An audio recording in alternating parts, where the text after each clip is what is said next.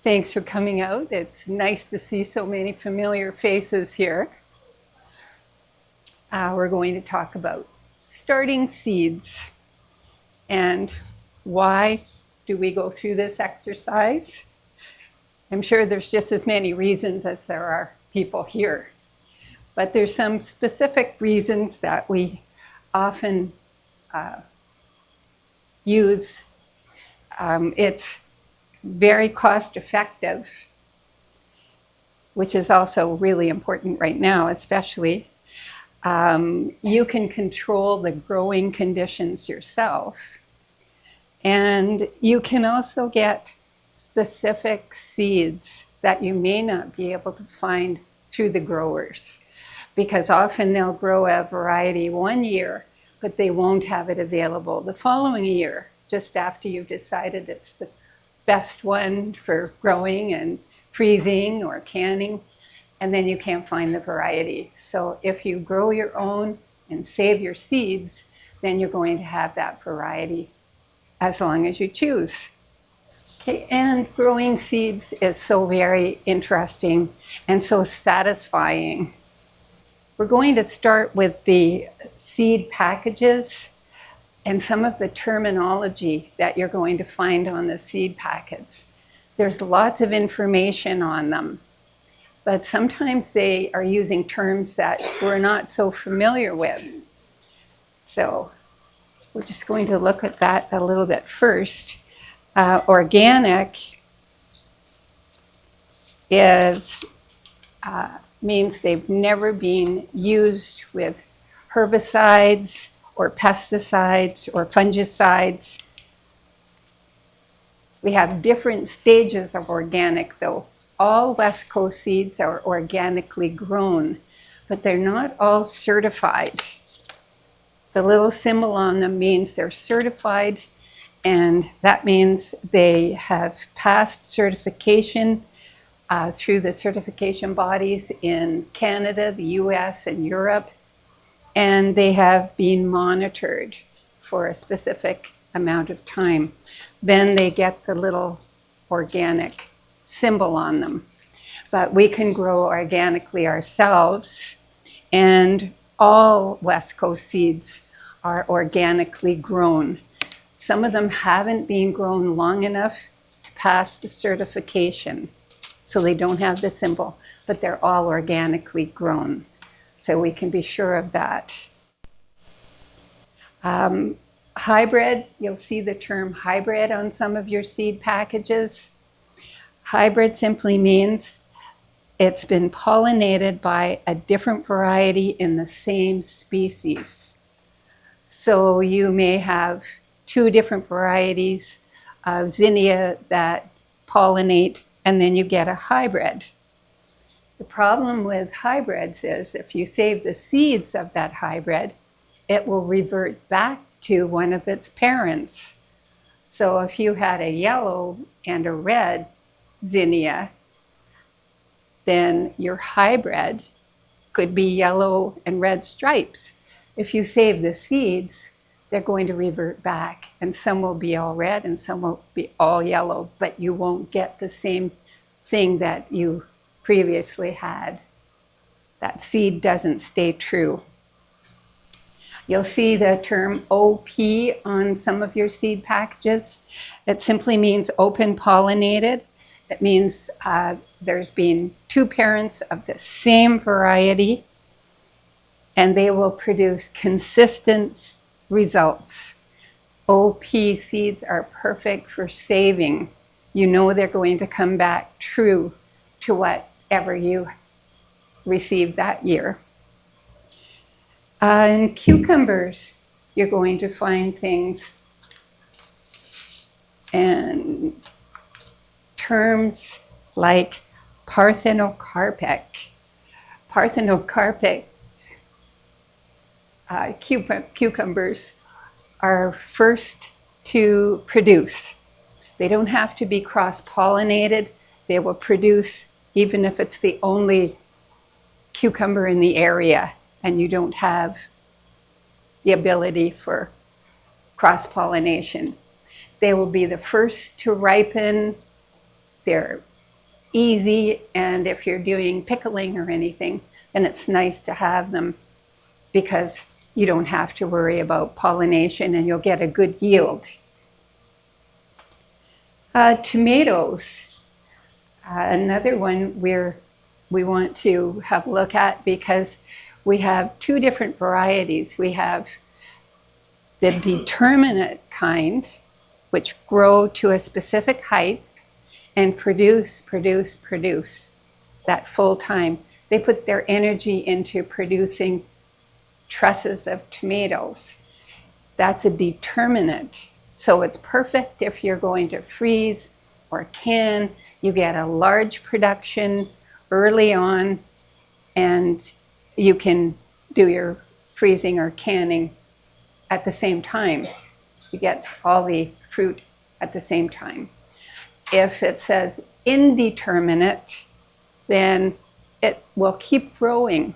It may be 5 feet, 6 feet, sometimes taller. And they're putting out trusses of tomatoes constantly for that whole 6 foot length.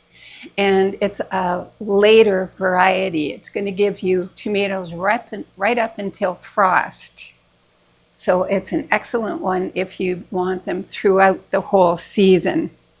But it's not as convenient if you want to do freezing or canning. And that's the indeterminate. They keep growing and you do have to stake them.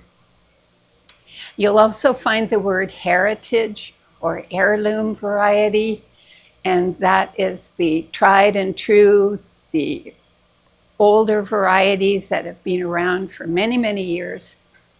I find that they are more predictable, and most of them are quite hardy.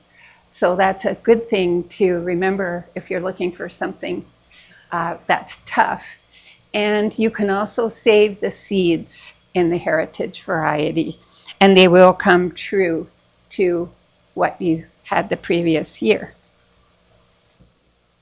And we have peppers next.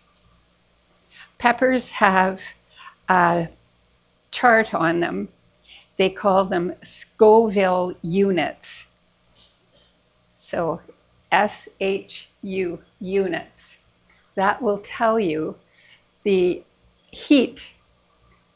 If it's a California Wonder sweet pepper, it's 0 Scoville units. If it's Trinidad Scorpion, then they're 300,000 SHUs. So there's a very wide difference. And if you're picking peppers, then it's something you really need to pay attention to so you don't get all the scorpions when you wanted sweet peppers for the salad. So that's how the heat units are measured. And germination rate. Most of your seed packages also give you a germination rate. It'll tell you how many seeds you're expected to germinate, the percentage. Most of the germination rates stay true for about 3 years. So rather than throwing your seeds away, put them in a Ziploc bag, keep them in a cool place, and you'll probably be able to keep using them for up to 3 years. So it's worth keeping them. Then some of the seed packages call for inoculant. If you're planting peas or beans, they do suggest inoculant. Inoculant is a type of bacteria, Rhizobia bacteria, which actually pulls in nitrogen from the soil and from the air. And when you put it in with your peas and beans, it makes that nitrogen available to your growing plants. So inoculant is something we use frequently. And that's what's this one. Good for peas and beans. And GMO, something we're asked about all the time. Are any of your seeds genetically modified? Now, genetic modification puts genes from unrelated species into different species. It can only be done in a laboratory. It's not something that happens naturally, and none of our garden seeds are genetically modified. So you can rest assured they don't genetically modify our garden seeds. And how to start? Where to start? We start with containers. I like the plastic.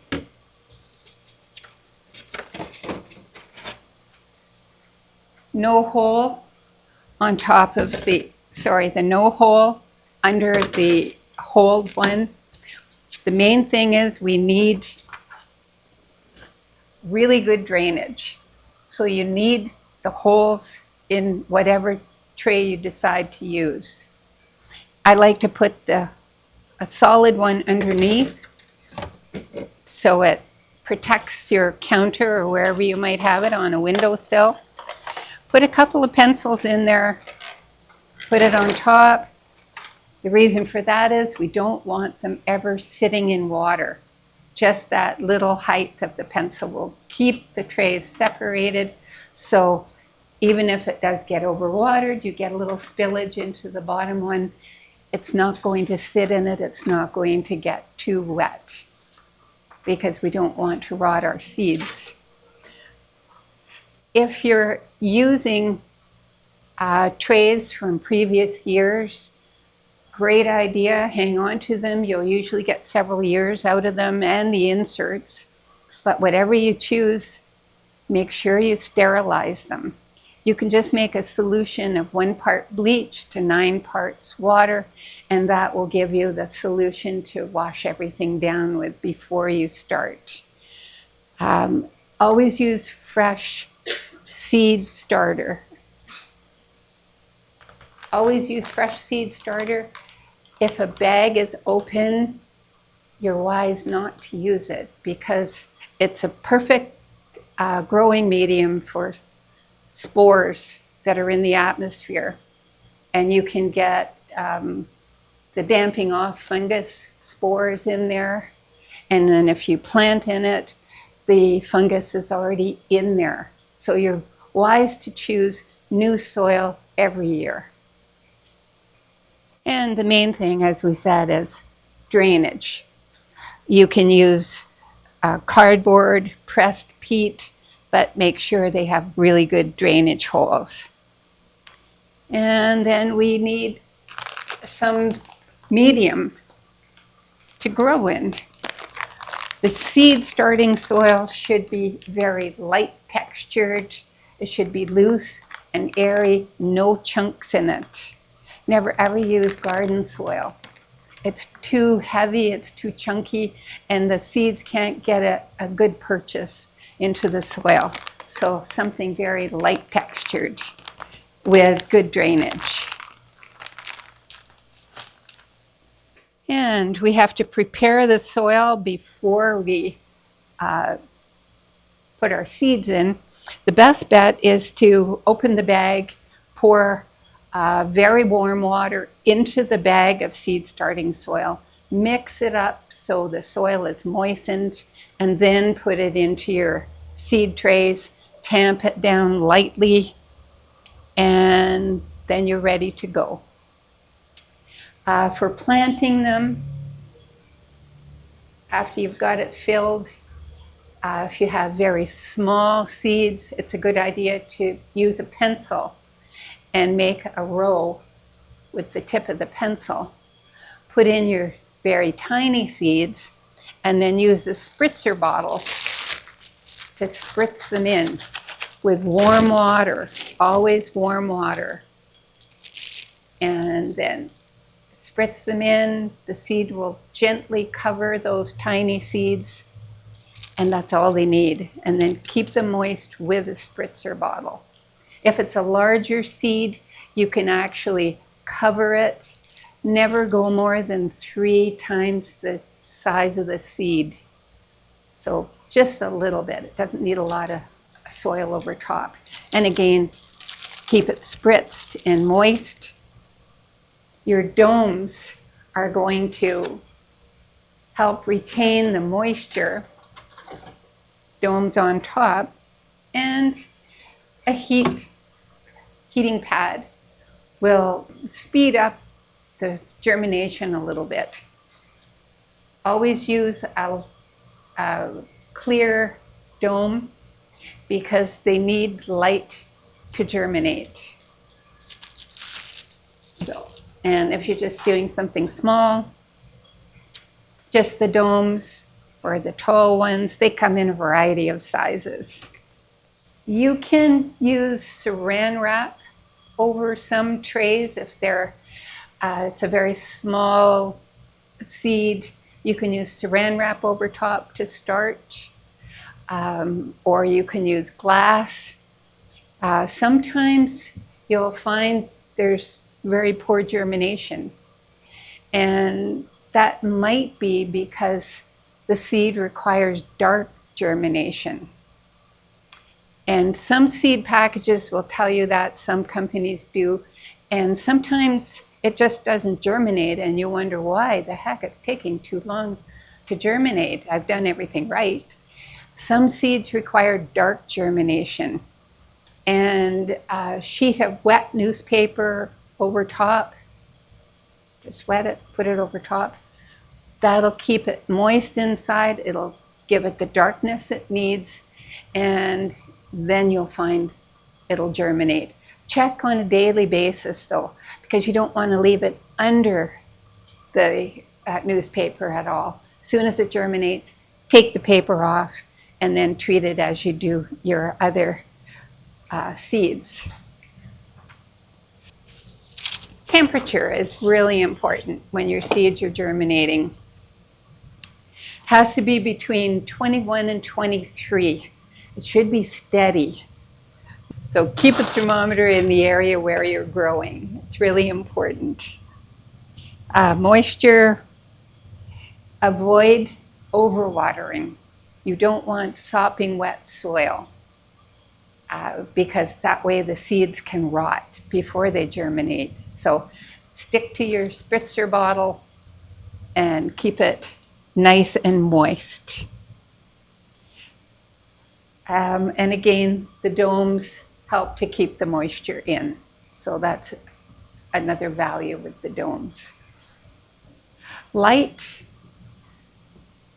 is also very important, and full spectrum lights work great. They give you what you need. 14 to 16 hours a day is your best schedule. No longer than that, because in nature, they have a rest period at night. So 14 to 16 hours of daylight under your grow lights, full spectrum, and then no light for the rest of the evening, just as in nature. Give them a rest period of darkness. Never leave the light bar on. The light bar works really well if you put it close to your seed tray, so your seedlings don't have to work too hard to be up in the full light. If you don't put it close enough, they get tall and leggy. And you probably notice that. Sometimes your seedlings just get too spindly. So keep it close, about 2 inches from the actual seed tray. And a chain works perfectly. Put it on a chain. As they grow, you bring it up a link, up another link, up another link. That way you always keep it nice and close to the actual growing seeds. When your seeds get big enough, and they have quite a large root system, You can check them. When they look like they have a pretty good root system, you can transplant them into their individual pots. Start with a small one, or whatever size you can find, the smallest you can find. Transplant them into the tiny pot. Hold a leaf, not the stem. The stem is really delicate, so hold them by a leaf, do the transplanting, tepid water, water them in with it. And when that pot is filled, you're going to transplant to the next size up and the next size up. Keep doing that until you're ready to put them in the garden around May 24th. So be prepared to do the transplanting. It's really important so that you're actually stimulating root growth. Each time you transplant, it's going to be stimulated to fill that pot with new roots. And then up to the next size, it'll have to get busy and build more roots to fill that pot. So just keep transplanting up one size until they're ready to go into the garden. Airflow is really important. I don't have a fan here, but I suggest a fan because airflow is really important for your seedlings. As soon as you take that dome off, put a fan on them. The fan will deter the damping off fungus, which is out there in the air at all times. And if you've ever had a seed tray that just collapses, then that's what it's telling you. The damping off fungus has got into it. And at the first sign of any of them wilting for no reason, then you can remedy that by sprinkling the surface of the soil with cinnamon. It's an antifungal. Or you can use a tepid chamomile tea, water with tepid chamomile tea, and that's an antifungal as well. So cinnamon, chamomile tea as fungicides, and you will save the rest of the tray. If just a few of them start wilting, right away use the chamomile or the cinnamon and save the rest of the tray. It works very well. And the fan also gives them a little bit of work. It makes for stronger stems because the plants have to fight against that little bit of airflow. So it develops heavier stems and a stronger plant. And at this point, we are ready to start fertilizing.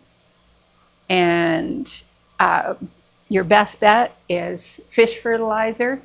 Works great. It'll never ever burn, so you don't have to worry about it. Most of them, the fish fertilizers come as a concentrate, so follow the directions and dilute it to the proper solution. You can use it at any time, soon as they germinate, if you wish. 105210 is a really good one too.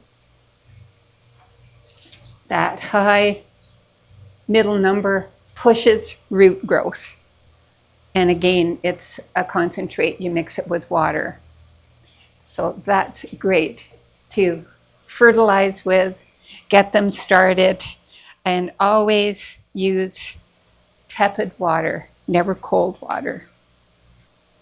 After you've got the plants to a fairly good size, and it's getting closer to May 24th when you can put them outside, you can start hardening them off.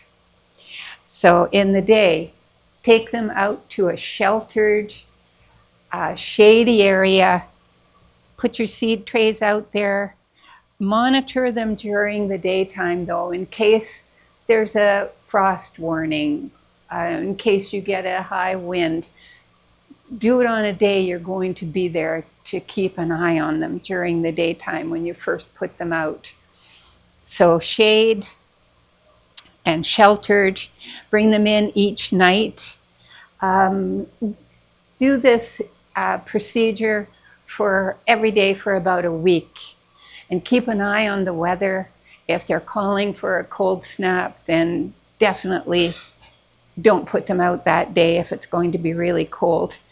And move them if you find they're getting more sun than they're happy with. So just monitor them for that period when you're hardening them off. And it should be at least a week. You may want to do it quite a bit longer than a week. And when you plant them in the garden, usually around May 24th, do it on a nice, a nice evening, cloudy day. Usually chance of rain is great if you can get that kind of situation. So in the evening, and then bottom water them. Just make sure they're bottom watered, but don't get water on the foliage. And a few tips, things that, questions that always come up. Refrain from starting your seeds too early. Usually early March or the end of April is early enough for most seeds. Check your seed package. They will give you information on starting them, and sow them thinly. We all tend to be very generous with the seeds, but then of course we end up with them too tight. So it's a good idea if you just sow thinly to begin with. Extend your season by using domes, or you can use the tunnels. Especially if you live at a higher altitude, it's a good idea to use the domes or the tunnels or frost fabric just to extend the season a little bit. Some people use plastic bottles full of warm water. Keep them in your tomatoes and your peppers. Keep them warm at night, and you'll get faster growth on them. They like their roots nice and warm, peppers and tomatoes specifically. And if you're doing everything right and it doesn't seem to be growing, then you may find that your pH is out of whack. Most of our soil here is very alkaline. If you've never checked your pH, it's a good idea to do a pH check, especially if you're finding it's not successful, you're not getting the growth you want. Just use the meter, check your pH, and then it's easy to amend it. Our native soil here is all alkaline, so it's up around the 8 range, and plants like it between about 6 and 7. 7 is totally neutral. But we're really alkaline here up around the 8, and it's very hard for plants to grow. Even if you've given them lots of fertilizer, the alkalinity binds the fertilizer in the soil. They can't use the nutrients that you've given them. So check your pH, and if it's necessary, you can certainly use about 2 pounds of sulfur for every 100 square feet of garden space. And if you're starting a brand new garden or you're moving into a new site, a new home, and it hasn't had a garden regularly there, it's always worthwhile. Check your pH and just make sure that that's between 6 and 7 is the best. Other tips. Rotate your crops.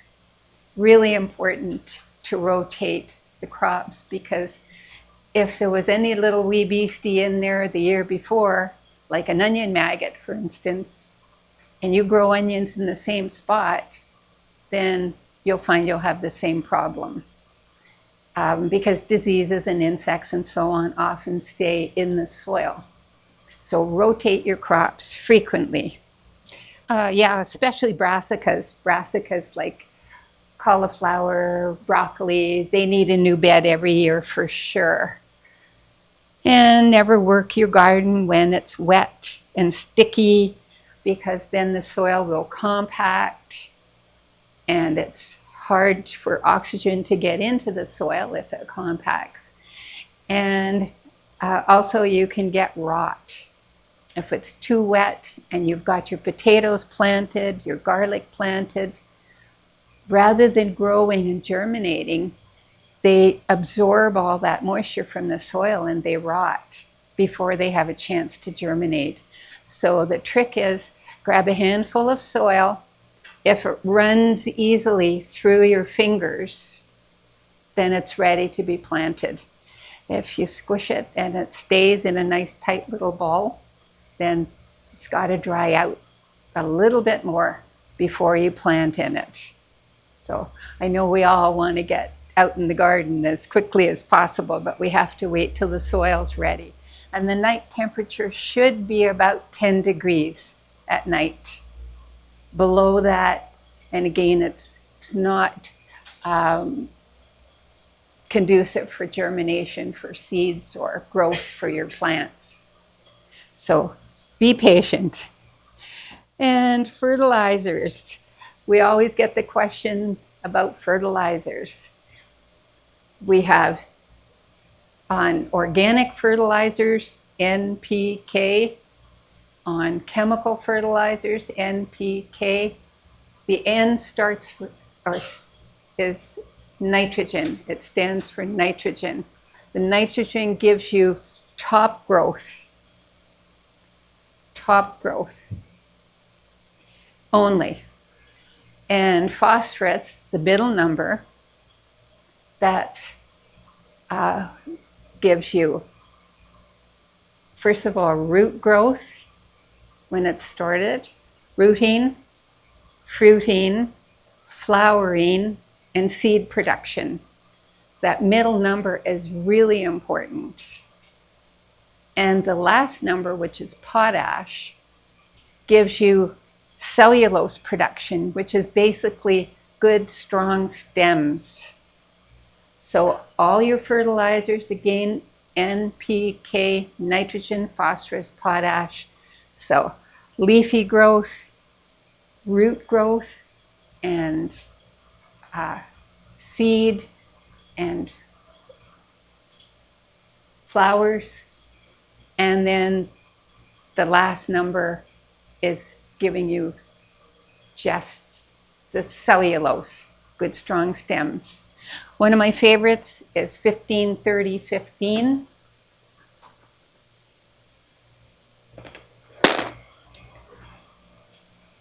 It's got lots of nitrogen, 15% for your top growth, 30, which is the really super important one, the middle number, and then balanced 15 for potash. So it doesn't really matter to the plant if it gets organic fertilizer or if it gets commercial fertilizer. It just needs those three elements. And at different stages of growth, you may want to change the different type of fertilizer that you're using. I use the 15-30-15 for my flowers because that high middle number gives you the flowering and the seed production. The same product is great for vegetables because that middle number gives you lots of flowers on your tomatoes. It gives you lots of flowers on your cucumbers, on your peppers. It develops the fruit and the seeds. So super important, that middle number. When you're planting your plants outside, you've dug the hole or the trench for the tomatoes, put bone meal in the bottom of the hole or in the bottom of the trench, because bone meal is just about all phosphorus, high middle number. Bone meal is excellent for root growth, and it'll also give you fruiting and flowering too. And if you forget to put it in the hole, you can sprinkle it around the surface too and just water it into the root zone.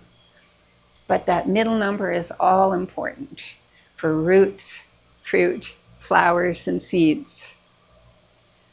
And while you're waiting to put things out in the garden, do an assessment of your yard. Have a look at the garden, decide what areas are shady. Shady areas are great for root crops and leafy greens. And then sunny areas reserved for corn, squash, tomato, eggplant, basil, peppers, and that's for your sunny areas. And have a look and see what's going to go where. Tall plants should be on the north or the east. And when you're planting tomatoes, bury them up to their first set of leaves. Bury that stem and it will root all along the stem and give you a huge root structure on your tomato plant. And then it'll produce a heavier yield for you. So that's another little trick. And record keeping. I often forget record keeping. It's really vital. You always think you'll remember, I'll do this again next year. And when next year rolls around, darn, what was it I was going to do with the peppers? Anyway, it's a good idea to keep a journal, write down when you planted them, which varieties were successful and which were not. Really good idea to just keep track of what you're doing and how the garden is going. Some other little tips. If you get leaf miner on your beets, how is the best way to get rid of them? Leaf miner attacks beets and Swiss chard and spinach, and it creates a little window in the leaf. And if you look inside, you can see there's an insect inside there. You can cut the leaves off immediately. Don't compost them, because then the little guys just move into the lovely compost and grow up in there instead of on your plant. So get rid of them right away, into the trash, not into the compost. Some people will actually put them in the freezer, leave them in the freezer for a while, a few weeks, and then put them in the compost. But that's a good way to get rid of leaf miner, or just squish the little window that you see, because you see the little creatures are between the layers. So you can't use a spray on them because the spray will never hit them. They're in between, and you can actually see them working in between the two layers of leaf. So that's a good way to get rid of them, just squish them. And flea beetles. You rarely ever see flea beetles, but they're the ones that are making the holes in the leaves on your tomatoes and making the holes in the potato leaves. Little tiny holes, but a nuisance. And you never see what's doing it, because as soon as you go near them, they bounce off. Hence the name flea beetle. So the best way to get rid of them, they absolutely hate garlic. So you can make a solution in your blender with a clove of garlic, water, put it in your sprayer, and spray the plants that have the flea beetles on them, and that really deters them. Also, you can make your own sticky strips. You can either buy sticky strips and put them around those plants that are being attacked by the flea beetles, or you can use a piece of paper, yellow cardboard, petroleum jelly, put that on there. The flea beetles will jump on, and it traps them in the petroleum jelly, and that takes care of them too. Aphids are a perpetual problem. Aphids can be removed with a blast of water, and it can even just be a spritzer. Spray them with water, it destroys their feeding parts. And then when their mouth parts are damaged, they can't feed, they die. So it's a good way to get rid of aphids. And it's one of those things you have to check frequently because the eggs hatch. Like every couple of days you get another hatch. So give them another spray. Or you can definitely, for that, you can also use Safer soap, that type of thing, organic products. Whitefly, if you get whitefly on your Virginia creeper or you get whitefly on your grapes, shop vac. Early in the morning when the whitefly are dopey and they're just sitting in that area, go in with your shop vac, vacuum all of them up that you can find, and then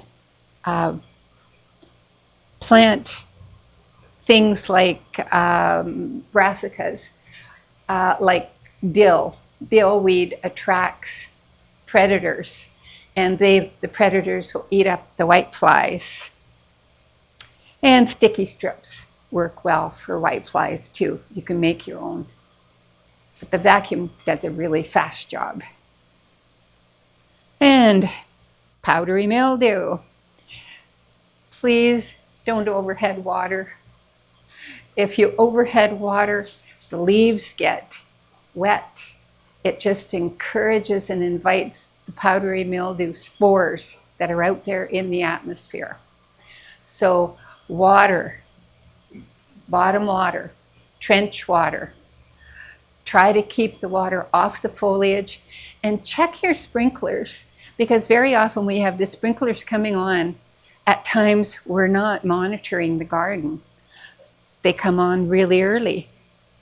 Check them, and they sometimes move around or they'll get adjusted. So check them, make sure that they're not watering your peach tree or the foliage on your apricot, because it will damage. It encourages diseases, and especially powdery mildew. Thinning is another thing we want to pay attention to. When you're thinning your carrots, you've got lots of carrots all coming up. We want to thin them out. If you pull them, you're damaging the roots on the ones beside them in that row. Use scissors. Just cut them off at soil level. Then you're not damaging the roots that are still left there with all the carrots that are beside them. So that works really well. Just use scissors to thin them out. And another hint when you're growing carrots on the carrot tape, if you use seed tape, keep in mind that the tape itself is pulling water and moisture away from your seeds. So water more frequently than you would if you weren't using the seed tapes. Just keep in mind that tape is also soaking up water. Before May 24th, prep your soil. Take that advantage and time to prep your soil. It's a really great idea to put compost, manure, worm casting, sea soil, put about 5 centimeters on top of the soil and work it in, dig it in, and do it every year, because your garden is using up all the good stuff every year too. So replace that with your compost, steer manure, sea soil, bat guano perhaps, whatever you have on hand, and till it all in. Oh, and another tip, dead or diseased material, anything that's dead or diseased, prune it out right away. And sterilize your pruners or any other tools you used on that. And use the same 1 part bleach, 9 parts water to sterilize your soils. And all your work areas, all your workstation, sanitize it down frequently so we don't get any kind of bacteria moving into the site.